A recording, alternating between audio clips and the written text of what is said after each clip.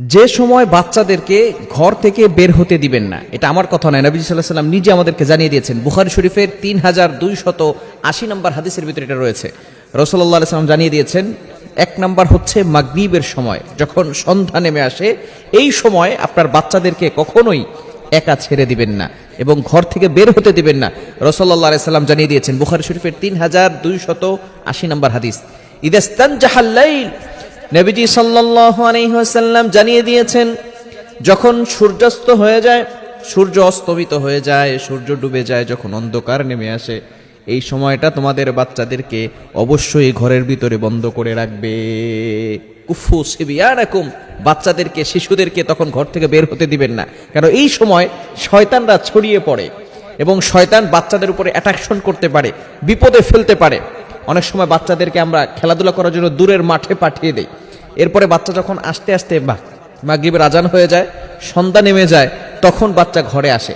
এই সময় কিন্তু শয়তান ছড়িয়ে পড়ে এবং আপনার বাচ্চার উপরে এফেক্ট ফেলতে পারে, বিভিন্ন ধরনের বিপদে ফেলতে পারে। যেন অবশ্যই এই সময়টা আপনার বাচ্চাকে কখনো একা ছাড়বেন না, অবশ্যই স্মরণ রাখতে হবে। এটা রাসূলুল্লাহ সাল্লাল্লাহু আলাইহি ওয়াসাল্লাম আমাদেরকে শিক্ষা দিয়েছেন। আমাদের নবী হচ্ছেন এমন নবী যিনি আমাদেরকে A to Z, আমাদের দৈনন্দিন জীবনে যা কিছু লাগবে, কোনটা ভালো কোনটা খারাপ, সবকিছু আমাদেরকে হাতে কলমে শিক্ষা দিয়েছেন, বলেন সুবহানাল্লাহ। এজন্য রাসূলুল্লাহ সাল্লাল্লাহু আলাইহি ওয়াসাল্লামের কথা অনুযায়ী আমরা আমাদের সন্তানদেরকে এই সন্ধ্যার সময়, মাগরিবের সময় আমরা পাঠাবো না। অনেক সময় ছোট বাচ্চাদেরকে মাগরিবের সময়, সন্ধ্যার সময় আমরা কিছু খাবার দিয়ে, মিষ্টি দিয়ে, পাশের বাসা আছে অথবা বিভিন্ন জায়গায় আত্মীয় স্বজনদের বাসায় আমরা ছোট বাচ্চাদেরকে পাঠিয়ে দিই। খবরদার এটা করবেন না।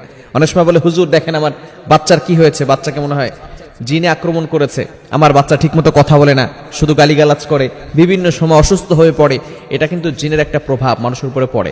এই চিকিৎসা বিজ্ঞান, আধুনিক সায়েন্স এটাকে বিশ্বাস করতে চায় না। জিন জাতি বলতে যে কিছু একটা আছে, এটা বিশ্বাস করতে চায় না। তবে যারা মুমিন, যারা মুসলমান, তাদের অবশ্যই একথা স্বীকার করতে হবে, জিন জাতি বলতে কিছু একটা আছে। আল্লাহ তাআলা পবিত্র কোরআনুল কারীমের ভিতরে নাস, মানুষ নামে একটা সূরা নাজিল করে দিয়েছেন। আবার জিনদের ব্যাপারে একটা সূরা নাজিল করে দিয়েছেন, সূরাতুল জিন, আছে না নাই? 29 নম্বর পারার ভিতরে আছে না? অর্ধপারা শেষের পরে সূরাতুল জিন। সুতরাং জিন জাতি বলতে কিছু আছে, তারা মানুষের উপর প্রভাব ফেলতে পারে। এক নাম্বার হচ্ছে মাগরিবের সময় আপনার সন্তানকে কি করবেন না, একা ছাড়বেন না।